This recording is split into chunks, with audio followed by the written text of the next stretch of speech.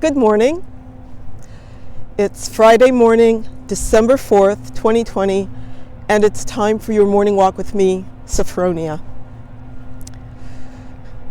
So how many times over the past few weeks or months have you found yourself saying or thinking, I just don't see how he can think that way, or I don't see how she can believe that? I'm going to talk today about how we need to find the answers to those questions. We need to understand how someone who doesn't think the way that you do can do that. I'm talking about compassion.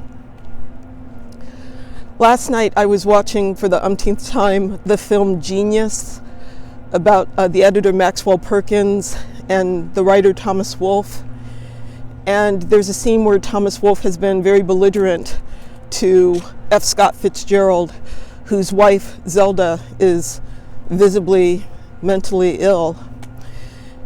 And he says, at one point, Thomas Wolfe says, he should put her away somewhere and go back to his work. He needs to be writing. And Maxwell Perkins says, you don't understand what it's like for him.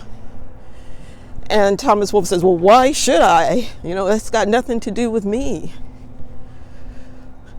But it's about compassion.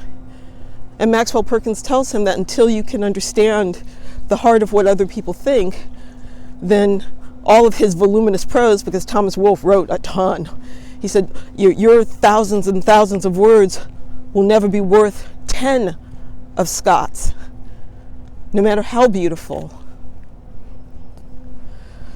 So I offer you this opportunity to think about compassion, because you have to have it in your writing, of course, because you're not always going to be writing about people who think like you think or do the things that you do. But I also think it's important for life and in how we connect with others. It helps us come from a place of unity, to think first about what unites us rather than what divides us. Tonight, my interview with the historical fiction writer Philippa Gregory is going to air for the Mark Twain House and Museum. I'll put the link in the comments below. Her latest series is about a family rising from poverty starting in the 1600s. It's going to sweep generations. And I couldn't help but reading this book about this woman who has nothing, absolutely nothing in the 1600s, when women were worth nothing, how she fights to get more for her family.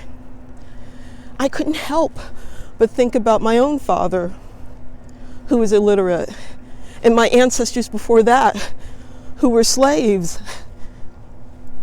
and how our family has come from that to me walking in a beautiful neighborhood. I see that connection. I see that unity.